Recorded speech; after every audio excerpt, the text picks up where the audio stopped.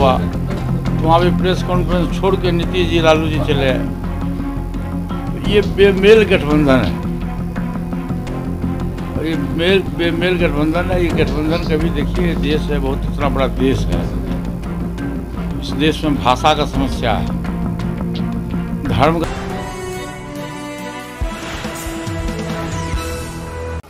America के राष्ट्रपति ने क्या कहा प्रधानमंत्री जी से? प्रधानमंत्री जी, आप इतने लोकप्रिय नेता हो कि हमारी इच्छा होती है कि आपका ऑटोग्राफ ले लो, ठीक है ना।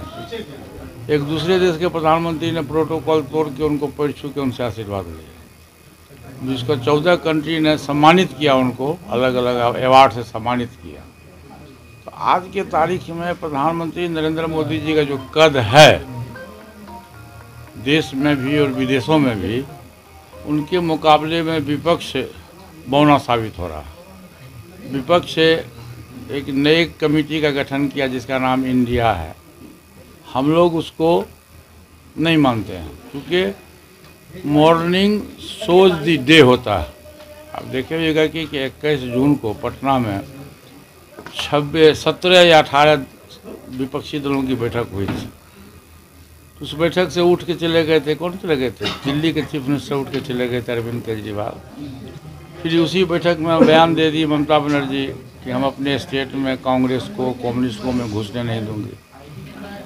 उस बैठक में जो लोग थे, अजीत पवार थे और कई लोग थे, वो लोग उस गठबंधन को छोड़ के एनडीए गठबंधन में आ गए। तो कहने का अर्थ है कि उसी तरह से जो बंगलोर में हुआ तो वहाँ भी प्रेस कॉन्फ्रेंस छोड़ के नीतीश जी लालू जी चले आए। तो ये बेमेल गठबंधन है,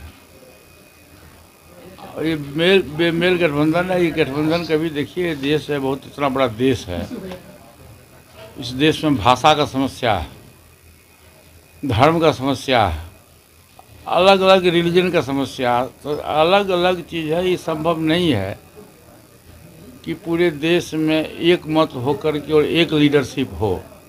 पूरे देश में जब तक जितने भी इंडिया पार्टी के, जैसे हम लोग इनको कहता है कि जितना भी जो लोग है, सब स्टेट के जो लीडर्स हैं, रीजनल पार्टी है, इसमें कांग्रेस को छोड़ दीजिए, सभी पार्टियां जनरली लोकल पार्टी है, रीजनल पार्टी है, और सभी लोकल पार्टी के जो राष्ट्रीय अध्यक्ष हैं, सब के सब लोग प्रधानमंत्री पद के दावेदार हैं। तो एक अनार है और 100 बीमार है। तो ये संभव नहीं है। वो भी प्रधानमंत्री नरेंद्र मोदी जी के कद में के सामने ये तमाम लोग बौना है। और फिर जो देश की जो वर्तमान राजनीति है, जो 9 वर्ष में प्रधानमंत्री जी के द्वारा जो प्रचार प्रसार और विकास का काम किया गया, वो इतिहास के गिनीज बुक में लिखने लायक बात है। आप देखिए ना, 1 अरब 40 करोड़ की आबादी है पूरे देश में। 1 नेशन 1 राशन कार्ड के तहत प्रधानमंत्री जी ने 80 करोड़ लोगों को पूरे देश में फ्री और राशन कार्ड दिया जा रहा है। किसी को मरने नहीं दिया जा रहा। पहले आप सुनते होइएगा, आज से 10 वर्ष 20 वर्ष पहले, कि लोग अनाज के अभाव में भूखे मर गया। आज के तारीख में इतना तो जरूर है कि कोई लोग भूखे नहीं मरता है। सबके घर में, चाहे गरीब हो चाहे जो भी हो, मजदूर क्लास भी है, तो उसके घर में भी 10 किलो 20 किलो अनाज है, और उसके बक्से में भी 150 रुपया है। ये देश के लिए शुभ संकेत है। प्रधानमंत्री जी की कहना ये है कि देश में जो सामाजिक स्तर से, शैक्षणिक दृष्टिकोण से, आर्थिक दृष्टिकोण से जो दुर्बल व्यक्ति है, हम उसको समाज के मुख्य धारा में जोड़ेंगे। और उन्होंने जोड़ा भी। आप देखिएगा कि अभी जस्ट कुछ दिन पहले उन्होंने ऊंची जाति के जो गरीब लोग हैं, सामाजिक दृष्टिकोण से, आर्थिक दृष्टिकोण से, शैक्षणिक दृष्टिकोण से, उसको भी उन्होंने 10% आरक्षण की व्यवस्था की। तो ये समाज के जोड़ने की बात है। अब गरीब लोगों को भूखे नहीं मरने देंगे।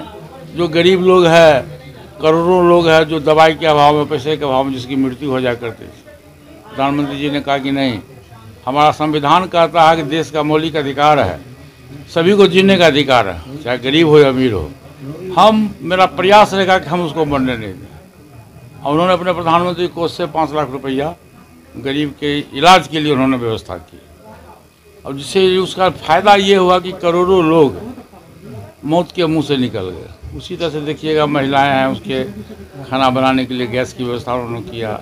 शिक्षा के क्षेत्र में देखिए कि मेडिकल कॉलेज खोला जा रहा है। बिहार जैसा स्टेट में मेडिकल कॉलेज की कमी थी, 2 या 3 कॉलेज था, अभी मेडिकल कॉलेज खोला जा रहा है। इंजीनियरिंग कॉलेज प्रत्येक जिला में खोला जा रहा है। रोड है, बिजली है, सड़क है, पीने का पानी है, प्रधानमंत्री आवास योजना है। मतलब कई तरह का ऐसा प्रधानमंत्री के द्वारा जो 9 वर्षों में किया गया है वो देखने लायक काम है। वो इससे साबित होता है कि प्रधानमंत्री गरीब के दुखिया है, गरीब के दुख और दर्द को समझते हैं।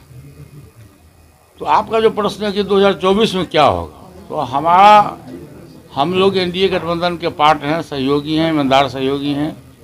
2024 में जब लोकसभा का चुनाव होगा तो 2/3 बहुमत से देश में एनडीए की सरकार बनेगी और तीसरी बार देश के प्रधानमंत्री के रूप में श्री नरेंद्र मोदी जी शपथ ग्रहण करेंगे। वर्ष 2022 से शुरू हुआ ये, और ये 8वां रोजगार मेला का आयोजन है। इसके पहले भी मैं 2 बार मुजफ्फरपुर आया था रोजगार मेला के उद्घाटन में, तीसरी बार है। और आज पूरे देश में 45 जगह मुजफ्फरपुर जैसे रोजगार मेला का आयोजन किया गया है, और जिसमें सामूहिक रूप से प्रधानमंत्री जी का संबोधन भी हुआ। और ये 8वां महीना है। अभी तक तकरीबन लगभग 6 लाख लोगों को रोजगार मिल चुका है। 4 लाख लोगों के लिए पूरा साल बचा हुआ है। ये प्रधानमंत्री जी का जो सोच है, जो देश में जो बेरोजगारी की समस्या है, इसको कैसे हल किया जाए। अब ये भारत सरकार के द्वारा नियुक्ति पत्र मिल रहा है, फिर जो प्राइवेट एजेंसी जितना, जैसे हम लोगों का विभाग है फूड प्रोसेसिंग है, जिसके बारे में प्रधानमंत्री जी ने जिक्र भी किया है, वहाँ भी बहुत अधिक संख्या में हम लोग रोजगार दे रहे हैं। फूड प्रोसेसिंग के तहत भी हम लोग काफ़ी संख्या में रोजगार दे रहे हैं। और जितना प्राइवेट सेक्टर है उसमें भी रोजगार की मुहैया व्यवस्था की जा रही है। ऐसा नहीं है, रोजगार का मतलब सिर्फ नौकरियाँ नहीं है, हम उसको बिजनेस के लिए पैसा देते हैं, हमारा बैंक बिजनेस के लिए पैसा देता है, जिससे उसकी रोजी रोटी का समाधान हो। तो इस ढंग से पूरे देश में ये प्रधानमंत्री जी का ये काफ़ी अच्छा शुरुआत है। और यदि ये शुरुआत रहा तो काफ़ी संख्या में जितने भी बेरोजगार लोग हैं उनको रोजगार मुहैया किया जाए।